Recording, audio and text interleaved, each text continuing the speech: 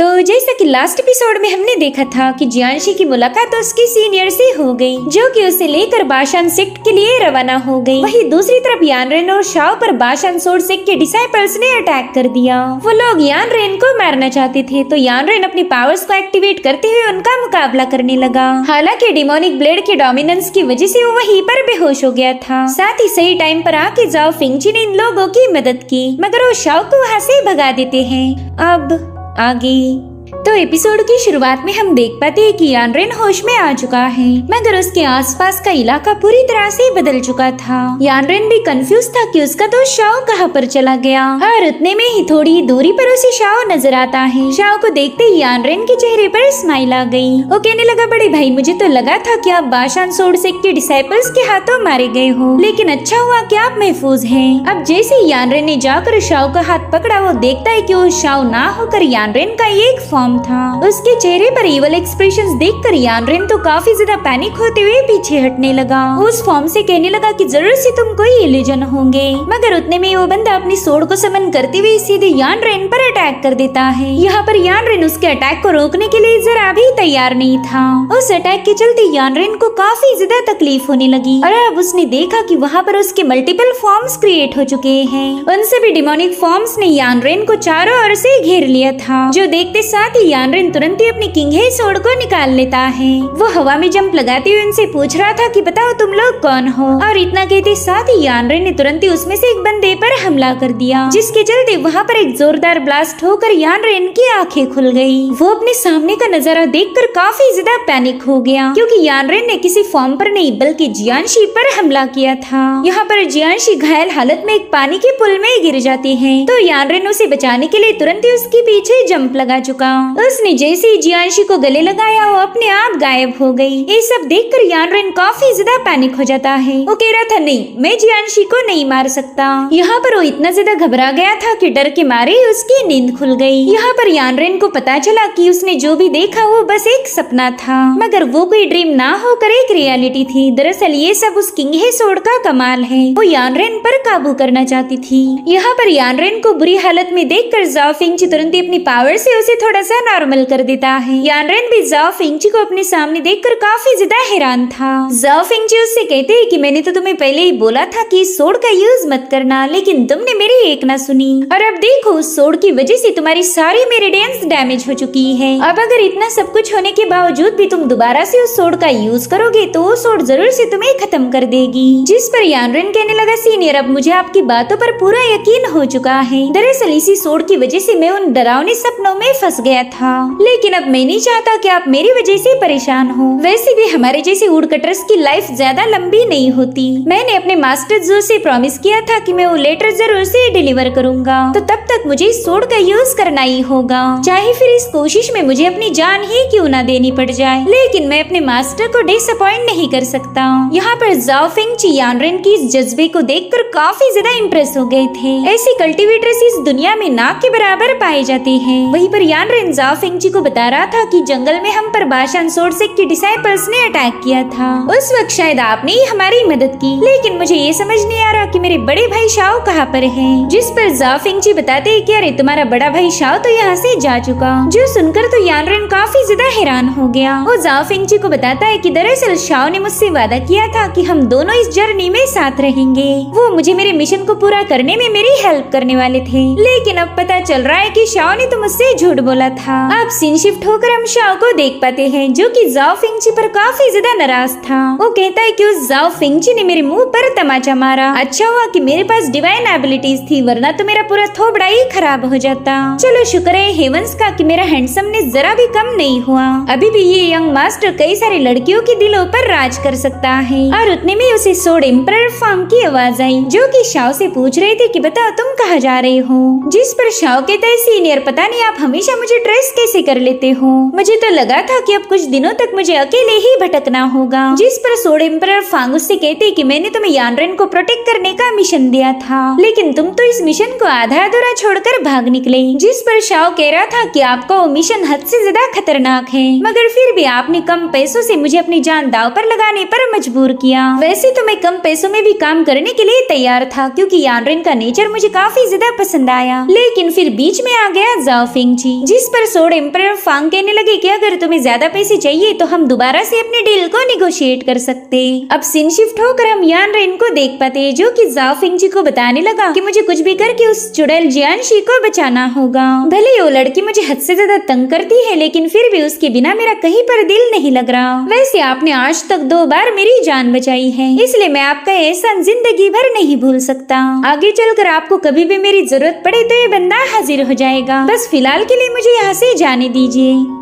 जिसके बाद यान रेन तुरंत ही जाओ फिंगची से अपना पीछा छुड़ाकर वहाँ से भागने लगा, मगर तभी जाओ फिंगची उस पर एक स्टिक से अटैक कर देते हैं जिसे यान रेन ने समय रहते डॉज कर दिया था। जाओ फिंगची उससे कहते हैं, बच्चे अगर तुम यहाँ से जाना चाहते हो तो ठीक है, मैं तुम्हें नहीं रोकूंगा, लेकिन उससे पहले तुम्हें मुझसे एक प्रॉमिस करना होगा। तो यान रेन भी कंफ्यूज होकर उनसे पूछता है कि बताइए सीनियर आप मुझसे क्या चाहते हो। जो सुनते साथ ही जाओ फिंगची तुरंत ही अपने सोड को ड्रॉ कर लेते हैं। वो उससे कहते हैं कि यहाँ से जाने से पहले तुम्हें मुझे मारना पड़ेगा।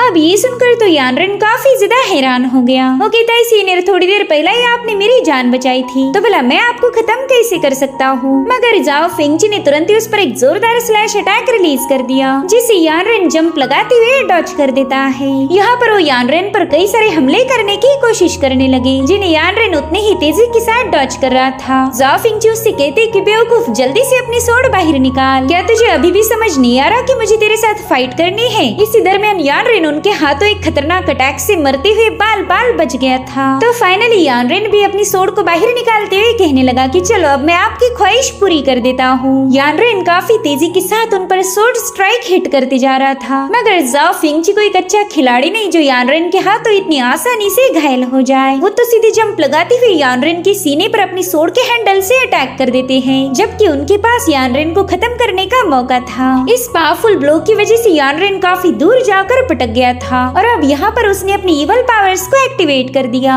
उसकी बॉडी से बहुत ही स्ट्रॉन्ग एनर्जी रिलीज हो रही थी, साथ ही साथ यान रेन का खुद पर का पूरा कंट्रोल खो गया और अब इन दोनों में तगड़ी फाइट शुरू हो जाती है, जहाँ पर यान रेन पूरी तरह से डोमिनेट करने की कोशिश कर रहा था, मगर जाओ फिंगची अपनी सारी सोड पावर का यूज करते हुए यान रेन के अटैक को काउंटर करने लगे। यहाँ पर स्पिरिचुअल एनर्जी का एक जोरदार ब्लास्ट होते हुए दोनों भी पीछे ढकेले गए थे, मगर उतने में जाओ फिंगची हवा में जंप लगाते हुए सीधे यान रेन पर एक जोरदार स्लैश अटैक रिलीज कर देते हैं। हालांकि यान रेन ने जैसे तैसे उस अटैक से खुद को बचा लिया था, मगर जाओ फिंगची तो उसे संभलने का मौका भी नहीं देते। वो एक बार फिर से यान रेन के साथ भिड़ गए। इसी फाइट के दरमियान वो यान रेन को बताते हैं कि तुम्हारी तलवारबाजी काफी ज्यादा बेसिक है, उसमें कोई स्पेशल बात नहीं। तुम्हारी इनर फोर्स पूरी तरह से क्योटिक बन चुकी, साथ ही साथ तुम्हारा माइंड भी अनस्टेबल है और ना ही तुम्हारी अपर बॉडी में इतनी ताकत है जो मुझे रोक पाए। यहाँ पर उन्होंने यान रेन को पीछे पुश करते हुए दोबारा से उस पर अटैक कर दिया। वो यान रेन को बता रही थी कि तुम्हारी स्पीड कम है और तुम अपने अपोनेंट को कई सारे ओपनिंग के चांसेस देते हो। अगर मैं ये फाइट सीरियसली करता तो अभी तक तुम मेरे हाथों 10 बार मारे जाते। तुम तो सिर्फ ब्रूट फोर्स का यूज कर रहे हो जिसमें दिमाग का कोई काम ही नहीं। सच बताओ तो तुम में और एक 3 साल के बच्चे में कोई अंतर नहीं रहा।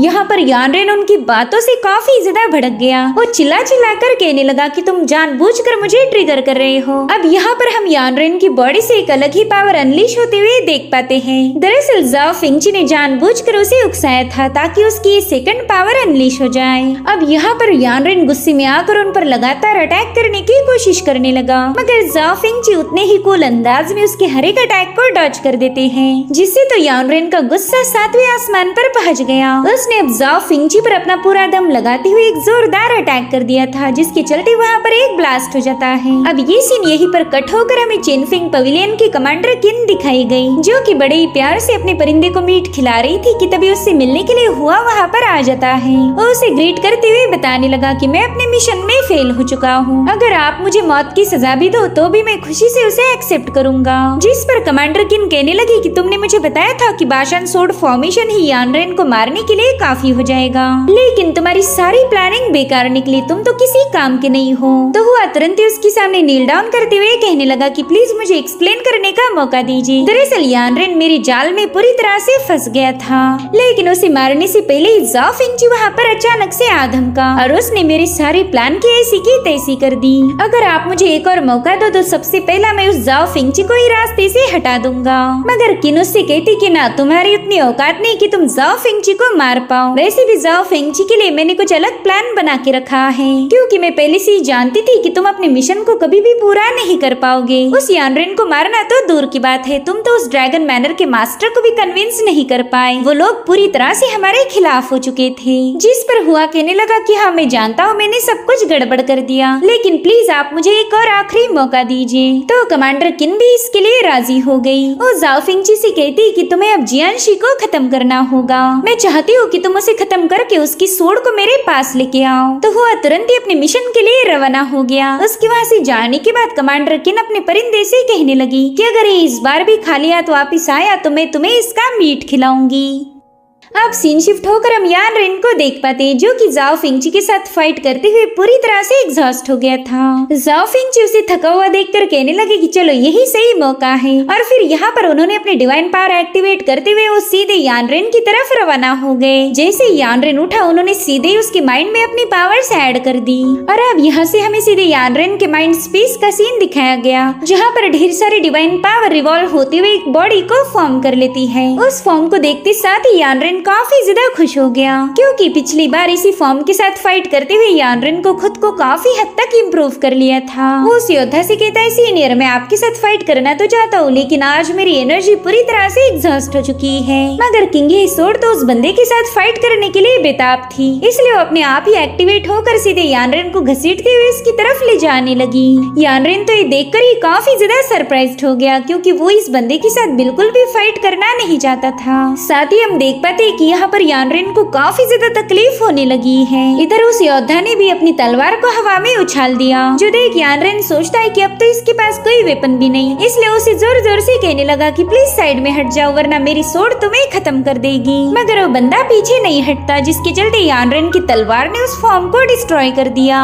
अब यानरेन कुछ समझ पाई, इससे पहले उस योद्धा की ब्लेड उस पर अटैक करने के लिए उसके काफी करीब पहुंच चुकी। यानरेन तो इस तलवार को अपने इतने ज्यादा करीब देखकर ही काफी ज्यादा पैनिक हो चुका था। और अब ये सीन यहीं पर कट होकर हम जियांशी को देख पाते, जो कि बहुत ही ज्यादा मायूस थी। उसकी सीनियर जियांशी की मायूसी के पीछे की वजह जानती थी। वो कहने लगी कि शायद तुम यानरेन के लिए परेशान हो। तो जियांशी उसे बताने लगी कि जब से मैं यानरेन से दूर आई हूँ तभी से मुझे काफी ज्यादा अनईजी फील हो रहा, मेरा कहीं पर भी दिल नहीं लग रहा। मुझे ऐसा लगता है कि यानरेन की जान खतरे में है, पता नहीं मैं उसे दोबारा से कब देख पाऊंगी। अब यहाँ पर उसकी सीनियर चुपचाप से आगे बढ़ने लगी। जियांशी समझ गई कि उसकी सीनियर को उसका ये रवैया बिल्कुल भी अच्छा नहीं लग रहा। उतने में ही वो बंदी जियांशी को बताने लगी कि यानरेन चेनफिंग पवेलियन का वांटेड क्रिमिनल है। वो लोग हर जगह यानरेन की तलाश कर रहे, क्योंकि यानरेन ने पूरे के पूरे टाउन को ही साफ कर दिया था।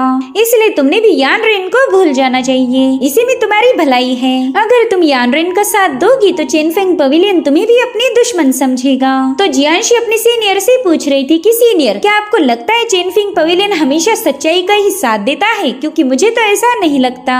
तो उसकी सीनियर जवाब देती हुई कहने लगी कि मुझे चेनफिंग पवेलियन के बारे में ज्यादा कुछ नहीं पता, मैं तो बस इतना जानती हूँ कि जो भी चेनफिंग पवेलियन के खिलाफ गया वो इस दुनिया से गायब हो गया, और इसीलिए मैं नहीं चाहती कि तुम भी चेनफिंग पवेलियन की वांटेड लिस्ट में शामिल हो जाओ। अब ये सीन यहीं पर कट होकर हम यानरेन को देख पाते हैं, जिसने बड़ी ही तेजी के साथ उस सोड को डॉच कर दिया था, जिसके बाद वो भी अपनी किंग सोड की पावर को एक्टिवेट करते हुए तुरंत ही उस सोड का मुकाबला करना शुरू कर चुका। मगर वहाँ पर मल्टीपल सोड्स क्रिएट होती जा रही थी, जिसके एनर्जी फ्लक्चुएशन के सामने यानरेन पूरी तरह से कमजोर हो गया, और फिर मौका मिलते ही वो सोड सीधे उसके आर पार घुस गई। यहाँ पर हम यानरेन की बॉडी में एक डिवाइन लाइट का बीम देख पाते हैं, साथ ही साथ वहाँ पर 10,000 डिवाइन सोड फॉर्मेशन भी एक्टिवेट हो गया था, जो कि यानरेन पर हजारों तलवारें बरसाने लगा। ये अटैक इतनी ज्यादा तेज थी कि यानरेन को इन्हें डॉच करने का मौका ही नहीं मिला। वो बस एक के बाद एक उन सारे सोड अटैक को झेलते हुए जमीन पर पटक जाता है। यानरेन को कोई आइडिया नहीं थी कि उसके साथ सब क्या हो रहा है और उतने में वो फॉर्मेशन दोबारा से एक्टिवेट हो गया और इस बार तो यानरेन पर हजारों लाखों तलवारों से मुसलसल हमले हो रहे थे, जिसके चलते यानरेन को बुरी तरह से तकलीफ होने लगी। दरअसल इसे बॉडी टेम्परिंग प्रोसेस कहा जाता है। अगर किसी कल्टीवेटर पर इवल पावर का कब्जा हो तो इस प्रोसेस को यूज किया जा सकता। ये मेथड उस कल्टीवेटर को इतना ज्यादा स्ट्रॉन्ग बना देगी कि वो बंदा आसानी के साथ इवल पावर का मुकाबला कर पाए। यहाँ पर यानरेन दर्द के मारे बुरी तरह से तड़प रहा था। साथ ही साथ उसकी पूरे माइंड स्पेस में उन डिवाइन सोर्ड की पावर फैलने लगी, जिसके चलते किंग हे सोर्ड का इन्फ्लुएंस अब यानरेन से थोड़ा सा कम हो जाएगा। वहीं दूसरी तरफ जियांशी अभी भी अपने सीनियर को कन्विंस करने में लगी हुई थी कि उसने यानरेन के पास वापस जाना चाहिए। हालांकि उसकी सीनियर ने इसके लिए मना कर दिया। वो कह रही थी कि यानरेन पूरी तरह से सेफ है।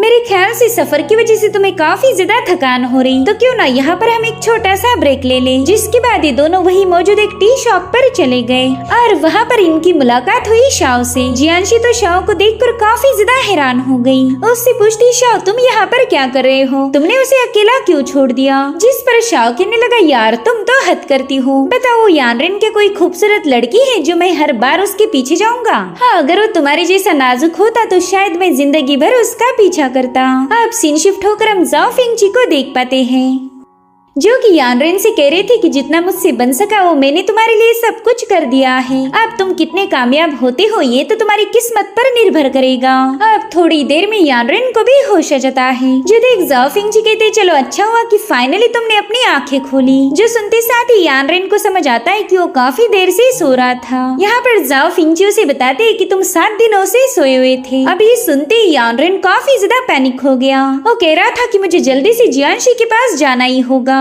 पता नहीं वो किस हालत में होगी, उसे महफूज रखना ही मेरी जिम्मेदारी थी। तो जाओ फिंगची उससे कहते हैं कि अगर तुम जियांशी की बात करें तो मुझे कल ही खबर मिली थी कि जियांशी और उसकी सीनियर जियान बा टेरिटरी में पहुंच चुकी है। वो दोनों भी सेफ है, इसलिए तुम्हें बिल्कुल फिक्र करने की जरूरत नहीं। जो सुनते साथ ही यानरेन काफी ज्यादा खुश हो गया और अब वो ढेर सारा पानी गटकने के बाद सीधे अपनी सोड को निकाल लेता है। वो जाओ फिंगची से कहने लगा कि आपने मेरी जान बचाई और उसके लिए मैं आपका हमेशा एहसानमंद रहूंगा, लेकिन बताए आपने मुझे इतना ज्यादा टॉर्चर क्यों किया था? आखिर आपकी इंटेंशन क्या है? यहाँ पर जाओ फिंगची यानरेन को कोई जवाब नहीं देते, उल्टा उन्होंने सीधे जाकर उसे दबोचते हुए गोल गोल घुमाकर हवा में उछाल दिया। यहाँ पर यानरेन को फ्लाई करना नहीं आता था, जिसके चलते उसे काफी ज्यादा डर लगने लगा। मीनवाइल उसकी सोड भी उसके हाथ से छूट जाती है। उसने अंदाजा लगाया कि अगर वो इतनी ऊंचाई से नीचे गिर गया तो उसकी हालत पिचके हुए टमाटर से भी बदतर हो जाएगी। साथ ही साथ वहाँ पर काफी सारे क्रेन परिंदे भी फ्लाई कर रहे थे और उतने में यानरेन की बॉडी से बहुत ही खतरनाक एनर्जी रिलीज हो गई, जो देखते साथ ही जाओ फिंगची के चेहरे पर एक स्माइल आ जाती है, क्योंकि उनका एक्सपेरिमेंट पूरी तरह से सक्सेसफुल हो गया था। यहाँ पर यानरेन देखता है कि वो अपने आप एक क्रेन परिंदे पर सवार हो चुका। उसे पता चला कि अरे अब तो उसके पास फ्लाई करने की एबिलिटी भी आ चुकी है, इसलिए वो आसमान में गोते लगाते हुए बड़ी स्टाइल के साथ जमीन पर आ जाता है। साथ ही साथ यानरेन काफी दूर से ही अपनी सोड को समन करने में भी कामयाब हो गया और इस बार किंग हे सोड ने उसके हुक्म को फॉलो किया था, वरना तो ये डिमोनिक सोड किसी के बाप से भी नहीं डरती। लेकिन आज वो यानरेन का हुक्म मानने के लिए मजबूर हो गई। यानरेन कहने लगा कि मुझे तो अपनी बॉडी में काफी सारे बदलाव महसूस हो रहे, ऐसा लगता है कि एक स्पिरिचुअल एनर्जी मेरी बॉडी में काफी तेजी के साथ फ्लो कर रही हो। शायद इस बार मैंने अपनी जीनियस पावर को अवेकन कर लिया। और फिर वो जाओ फिंगची से पूछता है, सीनियर क्या ये सब आपने किया है? मगर वो देखता है कि जाओ फिंगची तो ऑलरेडी वहाँ से जा चुके, इसलिए यानरेन ने अपनी डिवाइन पावर को एक्टिवेट कर लिया और इस बार वो काफी दूर तक का भी देख सकता था। उसने इन जंगलों में जाओ फिंगची की तलाश करना शुरू कर दी थी और कुछ सेकंड्स के अंदर उसने जाओ फिंगची का पता लगा लिया। जाओ फिंगची बिना उसे अलविदा कहे दूर जा रहे थे और ये बात यानरेन को पसंद नहीं आई, इसलिए वो भी अपनी डिवाइन पावर का यूज करते हुए तुरंत ही जाओ फिंगची के पीछे रवाना हो गया। यही तो जाओ फिंगची भी चाहते थे कि यानरेन बस अपनी पावर्स का इस्तेमाल करे। वही दूसरी तरफ यानरेन पेड़ों पर जंप लगाते हुए काफी तेजी से उनकी तरफ आगे बढ़ने लगा। उसकी स्पीड इतनी ज्यादा बढ़ गई थी कि मानो हवा से भी बातें करेगा और फाइनली वो जाओ फिंगची के पास पहुंच जाता है। वो जाओ से पूछता है कि सीनियर प्लीज बताए ना, क्या मैं एक जीनियस बन चुका हूँ जो हजारों लाखों लोगों को पीछे छोड़ दे? पता है आपको, मुझे हमेशा लगता ही था कि मैं एक जीनियस हूँ। और इतना कहते साथ ही ये जीनियस एक पेड़ पर जाकर पटक गया। इसी चक्कर में यानरेन का वो लेटर उसकी पॉकेट से उछल कर सीधा जाओ फिंगची के सामने आकर गिर गया था। तो जाओ फिंगची ने तुरंत ही उस लेटर को उठा उठा लिया। वहीं पर यानरेन को काफी जोरों की लगी थी, तो उसे समझ आ गया कि जीनियस होने के बावजूद भी उसे दर्द का सामना करना ही पड़ेगा। उतने में ही जाओ फिंगची उससे पूछते, यानरेन क्या तुम्हें पता है ये लेटर किसने लिखा था? जिस पर यानरेन कहने लगा, सीनियर भला मुझे इसके बारे में कैसे पता? तो जाओ फिंगची उसे बताते हैं कि ये लेटर लिखा था ब्लेड सेक ने। अब ब्लेड सेक का नाम सुनते ही यानरेन काफी ज्यादा शॉक हो गया। उसे याद आता है कि ये लेटर अपने आप एक्टिवेट होकर उसे कुछ टेक्निक सिखाने की कोशिश कर रहा था। वो कहने लगा कि जो गोल्डन फिगर मैंने अपने ड्रीम्स में देखा था वो कोई और नहीं, शायद वो ब्लेड मास्टर हैं। दरअसल ब्लेड मास्टर इस दुनिया के सबसे मिस्टीरियस पर्सन थे और यहाँ पर यानरेन को लग रहा था कि शायद उसने गलती से ब्लेड मास्टर को ही खत्म कर दिया है। उसे लगता है कि उसके हाथों बहुत बड़ा नुकसान हो गया। और इसी के साथ एपिसोड यहीं पर एंड हो जाता है। Thank you so much for watching. Bye bye, take care.